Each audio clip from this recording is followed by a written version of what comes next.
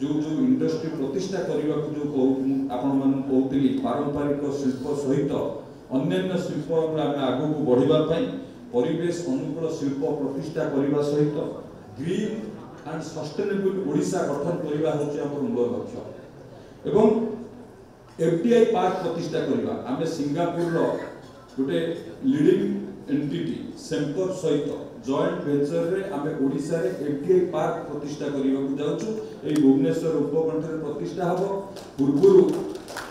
पूर्व आपण देखिए ओडिशा रे एफडीआई इन्वेस्टमेंट भी ओडिशा को आसु नथिला स्वतंत्र पार्क प्रतिष्ठा करा जाउची सेठी न्यू एज इंडस्ट्री किभଳି भाबरे प्रतिष्ठा हबो से पार्क रे ता पई मध्ये विभिन्न प्रकार योजना प्रस्तुत करा जायछि से आगामी दिन रे मध्ये ये एफडीआई पार्क मध्ये ओडिशा रे प्रतिष्ठा हबो एवं सिंगापुर रो जो जुरम पेट्रोकेमिकल हब अछि तार एक्सपोर्टाइट आनी की ओडिशा रे किभଳି भाबरे सेही भଳି पेट्रोकेमिकल कॉम्प्लेक्स हबो ता पई मध्ये तांको सहित मध्ये हम एमओ करिछु तांकर एक्सपोर्टाइट को आनी की ओडिशा रे सेही भଳି भाबरे प्रतिष्ठा करिबा पई एवं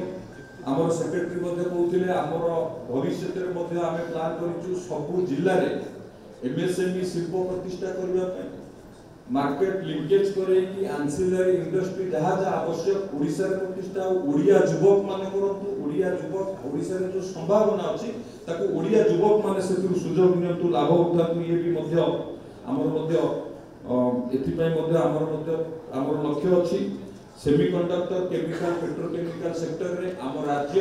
एक अग्रणी राज्य रे परिणत करबा पई मध्ये हमर लक्ष्य रहिछि सेथि पई विभिन्न प्रकार कार्यक्रम मध्ये चलिछि इंडस्ट्री रेडी वर्कफोर्स बनैबा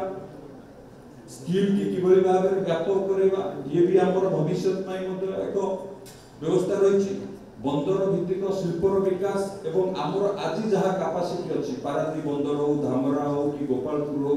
आमे कार्गो हैंडलिंग क्षेत्र रे किभଳି भाबरे आमे आहुरी बढ़िबा आहुरी नुवा पोर्ट स्थापन करिबा या ऊपर मध्ये लक्ष्य रखा जाई मध्ये काम करा जाउची जदि आपण मान देखिबे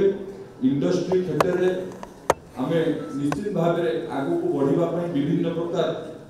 क्षेत्र प्रस्तुत करूछु एबे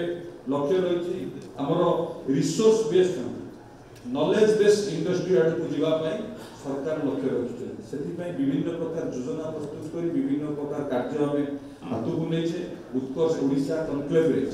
माननीय प्रधानमंत्री आसीथिले सेठी गोटे कथा कहिथिले एही समय रे सही समय